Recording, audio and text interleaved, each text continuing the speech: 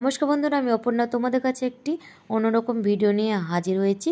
এটি হচ্ছে এখানে কাঁচা হলুদ, গাজর আর বিটরুট এগুলোকে কাঁচা অবস্থায় গ্রেট করে সব শুকিয়ে নিতে হবে। আর এদিকে নিচ্ছি মুসুরির ডাল। তো দেখো ওইগুলোকে যেগুলো বিট গাজরগুলো শুকাতে দিয়েছিলাম, হলুদগুলো এগুলো শুকিয়ে এরকম হবে। তারপর এগুলো এক এক করে মিক্সিতে পেস্ট করে চান্নায় করে ছেলে নিতে হবে। এ তো দেখতেই পাচ্ছ। তো এক এক করে আমি সব উপকরণগুলি এইভাবে করে নেব, সবটা তোমাদের দেখাচ্ছি না। তো দেখতে থাকো ভিডিওটি যে কি কি উপকরণ নিয়েছি। তো দেখো এইভাবে হলুদ গুঁড়োগুলো তৈরি করে নিতে হবে। এদিকে নিয়েছি নিম পাতা শুকানো, শুকিয়ে নিয়েছি নিম পাতাটা, এটাও পেস্ট করে নেব।